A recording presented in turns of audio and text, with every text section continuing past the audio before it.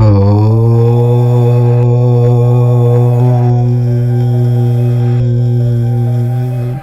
మనం మీనరాశి వారి జీవితాన్ని మార్చేసే ఒక వస్తువు గురించి మాట్లాడుకుందాము.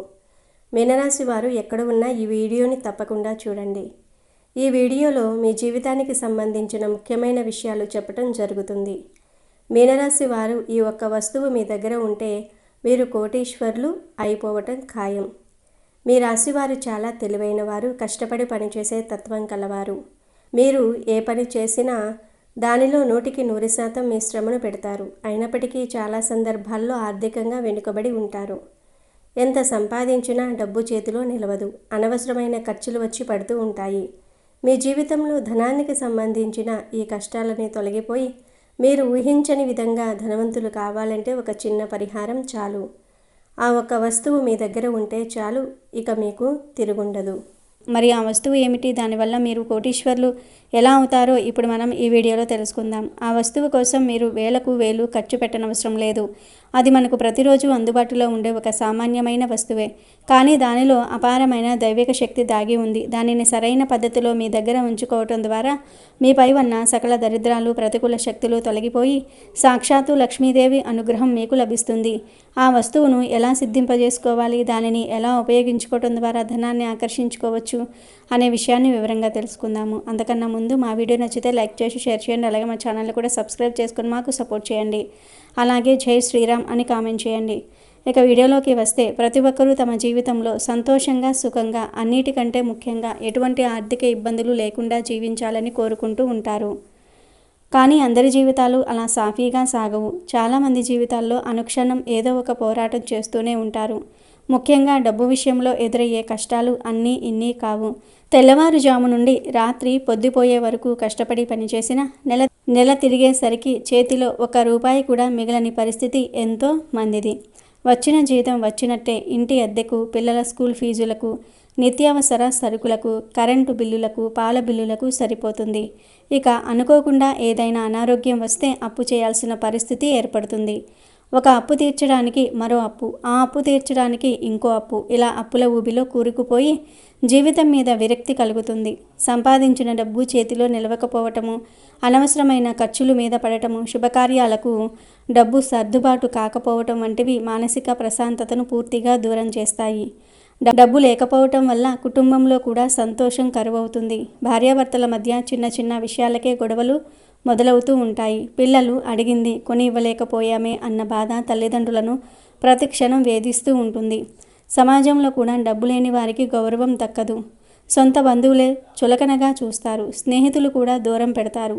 ఏదైనా అవసరం వచ్చి సహాయం అడిగితే ముఖం చాటేస్తారు.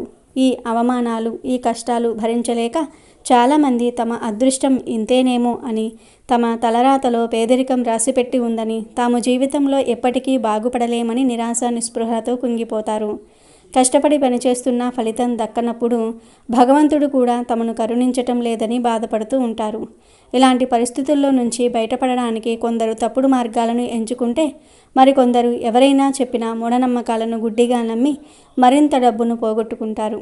అయితే మన పూర్వీకులు మనకు అందించిన ఎన్నో శక్తివంతమైన కానీ చాలా సులభమైన పరిహారాలు మన శాస్త్రాల్లో ఉన్నాయి. వాటిని సరైన పద్ధతిలో పూర్తి నమ్మకంతో ఆచరిస్తే ఎలాంటి కష్టాల నుండైనా బయటపడవచ్చు. మీ జీవితాన్ని మార్చేసి మిమ్మల్ని ధనవంతులుగా చేసే ఒకే ఒక అద్భుతమైన శక్తి ఒక చిన్న వస్తువులో దాగి ఉందని మీకు తెలుసా? దానికి మీరు వేలు ఖర్చు చేయాల్సిన పని కూడా లేదు.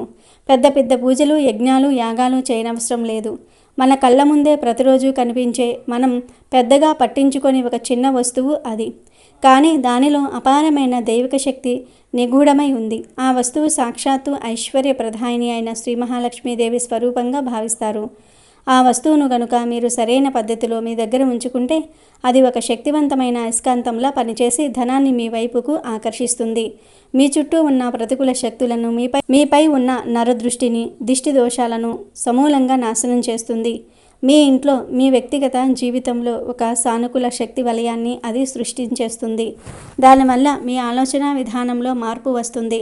డబ్బు సంపాదించడానికి కొత్త కొత్త మార్గాలు మీకు కనిపిస్తాయి. మీరు పట్టిందల్లా బంగారం అవుతుంది. మీరు చేసే ప్రతి పనిలో విజయం మీ సొంతం అవుతుంది. ఇకపై మీరు డబ్బు కోసం కష్టపడాల్సిన అవసరం లేదు. డబ్బే మిమ్మల్ని వెతుక్కుంటూ వస్తుంది. మీ అప్పులన్నీ తీరిపోతాయి. ఆర్థికంగా మీరు కష్టపడతారు. సమాజంలో గౌరవ మర్యాదలు పొందుతారు. మీ జీవితంలో సుఖ సంతోషాలు వెల్లువిరుస్తాయి. అంతటి మహిమాన్వితమైన మీ తలరాతను మార్చగల ఆ అద్భుతమైన వస్తువు మరేదో కాదు, కేవలం ₹1 బిళ్ళ. అవును, మీరు విన్నది అక్షరాలా నిజం. మనం రోజూ చూసే వాడే ఆ రూపాయి నాణానికి అంత శక్తి ఉంది. డబ్బు అంటేనే లక్ష్మీ స్వరూపం. అలాంటిది డబ్బుకు మూలమైన నాణానికి ఎంత శక్తి ఉంటుందో ఆలోచించండి. లోహంతో చేసిన నాణం, భూమి నుండి లభించిన ఖనిజ సంపద, దానికి ఒక విలువను ఆపాదించి మారక ద్రవ్యంగా ఉపయోగిస్తాం. అది వేల లక్షల చేతులు మారుతూ ఉంటుంది. ఎన్నో రకాల శక్తులను తనలో ఇముడ్చుకుంటుంది. ముఖ్యంగా 1 అనే సంఖ్యకు ఒక ప్రత్యేకత ఉంది. ఇది ప్రారంభానికి, నాయకత్వానికి, సూర్య భగవానుడి శక్తికి ప్రతీక. అందుకే ₹1 నాణెం అని నాణేల కంటే శక్తివంతమైనదిగా పరిగణిస్తారు. మనలో చాలామంది డబ్బును గౌరవించరు. నోట్లను నలిపి జేబులో పెట్టుకోవటం, నాణేలను ఎక్కడ పడితే అక్కడ పడేయటం వంటివి చేస్తారు. ఇలా చేయటం అంటే సాక్షాత్తు లక్ష్మీదేవిని అవమానించటమే. అందుకే అలాంటి వారి దగ్గర డబ్బు నిలవదు. ఎప్పుడైతే మనం డబ్బును గౌరవిస్తామో అప్పుడు లక్ష్మీదేవి మనపై కరుణ చూపి మన ఇంట్లో స్థిరంగా నివాసం ఉంటుంది. ఈ రూపాయి నాణెం పరిహారం ద్వారా మనం ఆ లక్ష్మీదేవి అనుగ్రహాన్ని సులభంగా పొందవచ్చు. ఇప్పుడు ఆ పరిహారాన్ని ఎలా ఆచరించాలో వివరంగా తెలుసుకుందాము. ముందుగా ఒక మంచి మెరుస్తున్న ₹1 బిళ్ళను తీసుకోండి. దానిని గంగాజలంతో లేదా పసుపు నీటితో శుభ్రంగా కడిగి, ఇలా చేయటం వల్ల ఆ నాణానికి అంటి ఉన్న ఇతర శక్తులు తొలగిపోయి అది స్వచ్ఛంగా మారుతుంది. ఈ పరిహారాన్ని మొదలు పెట్టడానికి శుక్రవారం రోజు లేదా పౌర్ణమి రోజు చాలా శ్రేష్టమైనవి. ఆ రోజు ఉదయాన్నే స్నానం చేసి శుభ్రమైన వస్త్రాలు ధరించి మీ ఇంట్లో ఉన్న పూజా మందిరంలో శ్రీ మహాలక్ష్మీదేవి అమ్మవారి పటం లేదా విగ్రహం ముందు ఆ ₹1 బిళ్ళను పెట్టండి. అమ్మవారికి దీపారాధన చేసి మనస్ఫూర్తిగా నమస్కరించండి. అమ్మా జగన్మాత, నా ఆర్థిక కష్టాలన్నీ తొలగించు తల్లి. నేను పడుతున్న ఇబ్బందుల నుండి నన్ను గట్టెక్కించు. నా ఇంట్లో ధనానికి లోటు లేకుండా చూడు. నేను చేసే వృత్తి వ్యాపారాలలో నాకు లాభాలు కలిగేలాగా దీవించు. వచ్చిన డబ్బు అనవసరంగా ఖర్చు కాకుండా నా దగ్గరే స్థిరంగా ఉండేలాగా అనుగ్రహించు అని వేడుకోండి. మీ కష్టాలన్నీ అమ్మవారితో చెప్పుకోండి. ఆ తర్వాత ఆ ₹1 నాణానికి కొద్దిగా పసుపు కుంకుమ పెట్టండి. పసుపు గురుగ్రహ అనుగ్రహాన్ని అందిస్తుంది, శుభాలను కలగజేస్తుంది. కుంకుమ సాక్షాత్తు అమ్మవారి స్వరూపం, సౌభాగ్యానికి శక్తికి ప్రతీక. ఇలా పసుపు కుంకుమలతో అర్చించటం ద్వారా ఆ నాణం దైవిక శక్తితో ఉత్తేజమవుతుంది. ఆ తర్వాత ఒక చిన్న కొత్త ఎర్రటి వస్త్రాన్ని తీసుకోండి. ఎరుపు రంగు మన హిందూ సాంప్రదాయంలో చాలా ప్రాముఖ్యత ఉంది. ఇది శక్తికి, ధైర్యానికి, విజయానికి చిహ్నం. దుర్గాదేవి, లక్ష్మీదేవి ఇద్దరూ ఎరుపు రంగు వస్త్రాలతోనే దర్శనమిస్తారు. ఎరుపు రంగు ప్రతికూల శక్తులను, ముఖ్యంగా నరదృష్టిని, అసూయతో కూడిన ఆలోచనలను తిప్పికొట్టే శక్తి ఉంది. మనం ఆర్థికంగా ఎదుగుతున్నప్పుడు మనపై చాలామందికి అసూయ కలుగుతుంది. వారి కనుదృష్టి మనపై పడటం వల్ల మన అభివృద్ధికి ఆటంకాలు ఏర్పడతాయి. ఈ ఎర్రటి వస్త్రం ఒక రక్షణ కవచంలా పనిచేసి అలాంటి చెడు దృష్టిని మన దరి చేరనివ్వదు. ఇప్పుడు మీరు పూజించిన ఆ ₹1 నాణాన్ని ఆ ఎర్రటి వస్త్రంలో పెట్టి ఒక చిన్న మూటలాగా గట్టిగా కట్టండి. వీలైతే 3 మూటలు వేయండి. ఈ మూటను మీరు ఎల్లప్పుడూ మీ దగ్గరే ఉంచుకోవాలి. పురుషులైతే తమ పర్సులో లేదా జేబులో, స్త్రీలైతే తమ హ్యాండ్ బ్యాగ్లో పెట్టుకోవాలి. మీరు ఎక్కడికి వెళ్ళినా, ఆఫీసుకు, వ్యాపారానికి, ప్రయాణాలకు ఎక్కడికి వెళ్ళినా ఈ లక్ష్మీ స్వరూపమైన మూట మీతోనే ఉండాలి. అయితే ఈ పరిహారంలో ఒక ముఖ్యమైన నియమాన్ని పాటించాలి. ప్రతి అమావాస్యకు మరియు పౌర్ణమికి ఈ నాణాన్ని మారుస్తూ ఉండాలి. అమావాస్య లేదా పౌర్ణమికి ముందు రోజు, ఉదాహరణకు చతుర్థి నాడు, మీ పర్సులో ఉన్న పాత ₹1 మూటను తిప్పి ఆ నాణాన్ని ఏదైనా దేవాలయం హుండీలో వేయండి, లేదా ఎవరైనా పేదవారికి, యాచకులకు దానం చేయండి. ఇలా చేయటం వెనుక ఒక గొప్ప కారణం ఉంది. ఇవ్వడం ద్వారానే మనం పొందగలం అనేది ప్రకృతి నియమం. 15 రోజుల పాటు మీతో ఉండి మీ ప్రార్థనల శక్తిని, సానుకూల శక్తిని నింపుకున్న ఆ నాణాన్ని మీరు దానం చేయటం ద్వారా ఆ పుణ్యఫలాన్ని పొందుతారు. విశ్వానికి మీరు ఏదైతే ఇస్తారో అది మీకు రెట్టింపు రూపంలో తిరిగి ఇస్తుంది. ఆ పాత నాణాన్ని మీ దగ్గరే ఉంచుకుంటే పాత శక్తి పెరిగిపోతుంది. దానిని దానం చేయటం ద్వారా ఒక శక్తి చక్రాన్ని మీరు పూర్తి చేసిన వారు అవుతారు. ఆ తర్వాత మరుసటి రోజు అంటే అమావాస్య లేదా పౌర్ణమి రోజున మళ్ళీ ఒక కొత్త రూపాయి బిళ్ళను తీసుకొని ఇప్పుడు మనం చెప్పుకున్న విధంగానే అమ్మవారి దగ్గర పెట్టి పూజించి ఎర్ర వస్త్రంలో మూటకట్టి మీ పర్సులో పెట్టుకోవాలి. పౌర్ణమి చంద్రుని సంపూర్ణ శక్తితో నిండిన రోజు. ఆ రోజున ఈ పరిహారం చేయటం వల్ల సంపద వృద్ధి చెందుతుంది. అమావాస్య కొత్త ఆరంభాలకు సంకేతం. ఆ రోజున పాతదాన్ని వదిలి కొత్తదాన్ని స్వీకరించడం ద్వారా మీ జీవితంలో ఒక నూతన ఆర్థిక అధ్యయనం మొదలవుతుంది. కాబట్టి మీరు ఈ చిన్న పరిహారాన్ని పూర్తి విశ్వాసంతో శ్రద్ధతో ఆచరించండి. సందేహాలకు తావివ్వకండి. నమ్మకమే ఈ పరిహారానికి అసలైన శక్తి. మీరు ఈ పరిహారాన్ని మొదలుపెట్టిన కొద్ది రోజుల్లోనే మీ జీవితంలో మార్పును గమనిస్తారు. అనవసర ఖర్చులు తగ్గటము, రావాల్సిన డబ్బు చేతికి అందటం, కొత్త ఆదాయ మార్గాలు కనిపించటం వంటి చిన్న చిన్న సానుకూల మార్పులు చోటు చేసుకుంటూ ఉంటాయి. క్రమంగా మీ ఆర్థిక పరిస్థితి మెరుగుపడి అప్పులన్నీ తీరిపోయి మీరు ఊహించిన స్థాయికి ఎదుగుతారు. గుర్తుంచుకోండి, ఈ పరిహారం దైవిక అనుగ్రహాన్ని మీకు అందిస్తుంది. కానీ మీ వంతు ప్రయత్నాన్ని, కష్టాన్ని మీరు మానకూడదు. ఈ పరిహారం మీ ప్రయత్నాలకు ఉన్న అడ్డంకులను తొలగించి మీకు విజయాన్ని సులభతరం చేస్తుంది. ఇకపై డబ్బు లేదని చింతించటం మాని ఈ అద్భుతమైన పరిహారాన్ని పాటించి శ్రీ మహాలక్ష్మీదేవి కరుణాకటాక్షాలతో ఈ ప్రపంచంలోనే ధనవంతులుగా, విజయవంతులుగా జీవించండి. అయితే ఇందులో మీరు పాటించవలసిన అత్యంత ముఖ్యమైన నియమం ఒకటి ఉంది. మీరు ఈ పరిహారాన్ని చేస్తున్నట్టు కానీ మీ దగ్గర ఈ శక్తివంతమైన రూపాయి మూట ఉన్నట్టు కానీ ఎవరికీ చెప్పకూడదు. మీ కుటుంబ సభ్యులకు కూడా తెలియకుండా రహస్యంగా చేయటం చాలా ఉత్తమం. ఎందుకంటే ఇలాంటి శక్తివంతమైన పరిహారాల గురించి ఇతరులకు చెప్పినప్పుడు వారిలో కలిగే అసూయ, సందేహం లేదా వారి మాటల వల్ల దాని శక్తి తగ్గిపోతుంది. నరదృష్టి తగిలి పరిహారం పూర్తి ఫలితాన్ని ఇవ్వకుండా పోయే అవకాశం ఉంది. కాబట్టి ఈ విషయాన్ని పూర్తిగా రహస్యంగా ఉంచి నిశ్శబ్దంగా ఆచరించండి. అప్పుడే దాని పూర్తి ఫలితాన్ని మీరు పొంది ఆర్థికంగా ఉన్నత స్థాయికి చేరుకుంటారు. అయితే మీ చిరకాల కోరిక నెరవేరే ముందు విశ్వం మీకు కొన్ని సంకేతాలను పంపుతుంది. అందులో మొదటి సంకేతం అకస్మాత్తుగా అడ్డంకులు, ఆటంకాలు రావటం. మీరు మీ జీవితంలో ఒక ముఖ్యమైన మార్పు కోసం ప్రయత్నిస్తున్నప్పుడు, ఒక పెద్ద పని మొదలుపెట్టినప్పుడు లేదా ఒక కొత్త దారిలో వెళ్ళాలని నిర్ణయించుకున్నప్పుడు ఉన్నట్లుండి మీ చుట్టూ అడ్డంకులు ఎక్కువ అవుతూ ఉంటాయి. మీరు ఎంతో నమ్మకంతో మొదలుపెట్టిన పనులు ఒక్కసారిగా ఆగిపోతాయి.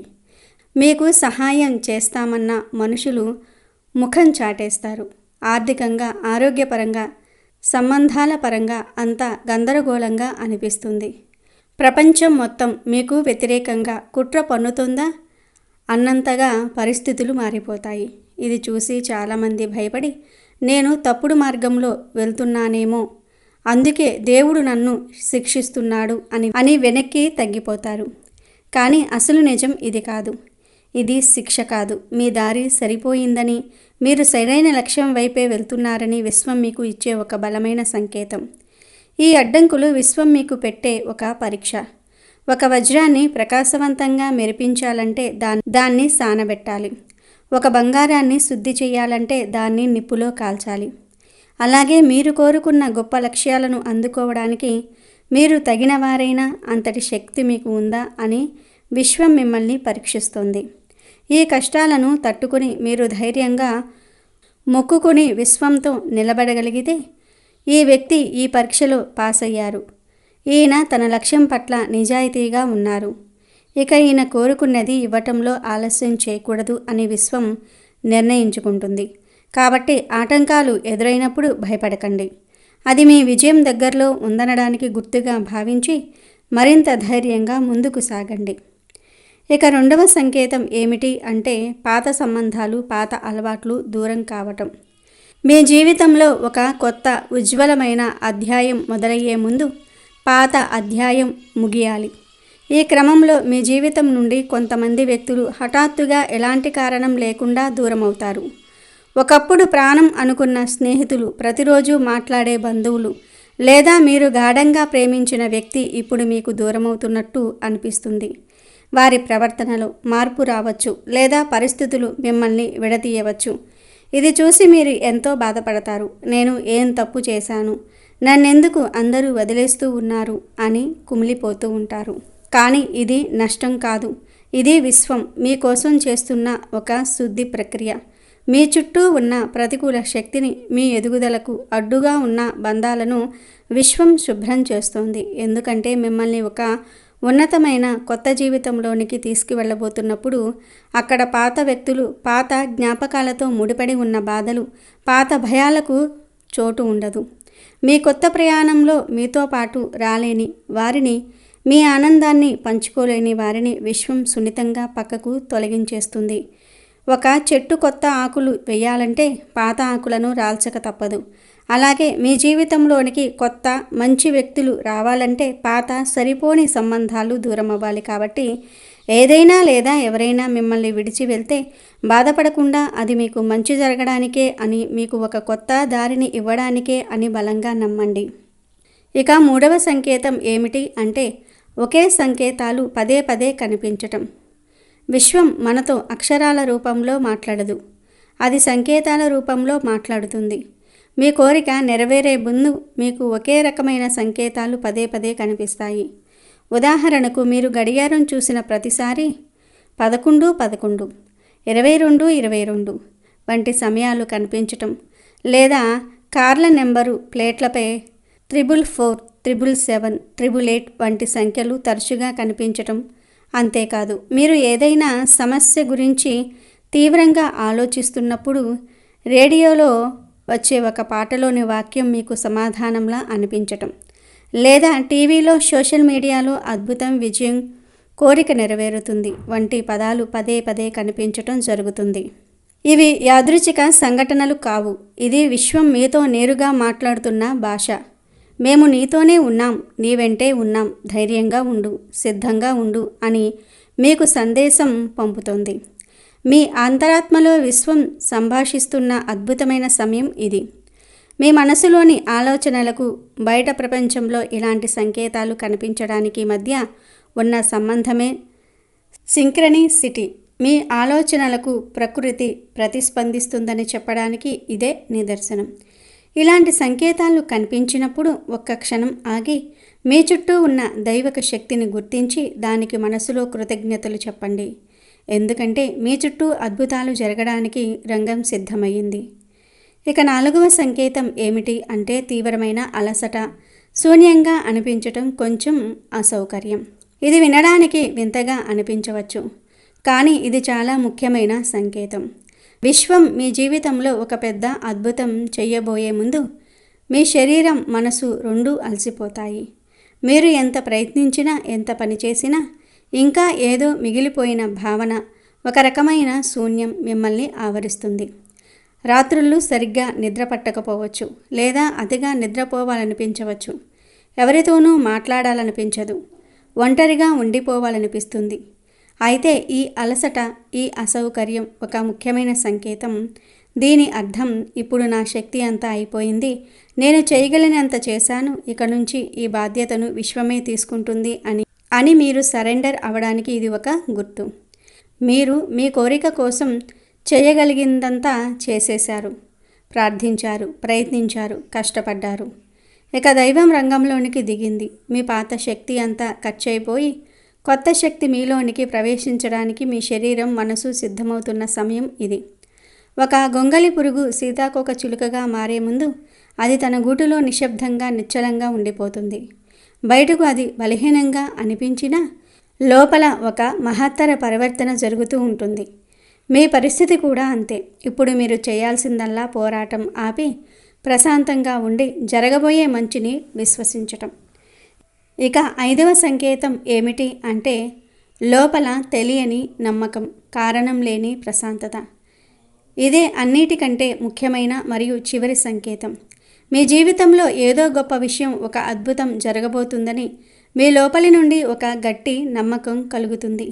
బయట పరిస్థితులు ఎంత గందరగోళంగా ఉన్నా, ఎంత నిరాశగా అనిపించినా మీ మనసు మాత్రం అద్భుతమైన ప్రశాంతతతో నిండి ఉంటుంది. పెద్ద కారణం ఏదీ లేకపోయినా అంతా సర్దుకుంటుంది. ఇప్పుడు ఏదో మంచి జరగబోతుంది అని లోపలి నుండి ఒక బలమైన భావన, ఒక ధైర్యము వస్తుంది. మీ స్నేహితులు, బంధువులు మిమ్మల్ని చూసి ఇంత జరుగుతున్నా నువ్వెలా ఇంత ప్రశాంతంగా ఉండగలుగుతున్నావు అని ఆశ్చర్యపోవచ్చు. ఇదే అసలైన అంతిమ సంకేతం. మీ కోరికను విశ్వం తన చేతుల్లోనికి తీసుకుందని, అది నెరవేరటం ఖాయమని మీ ఆత్మకు తెలిసిపోయింది. ఆ సమాచారాన్ని అది మీకు ఈ ప్రశాంతత రూపంలో అందిస్తుంది.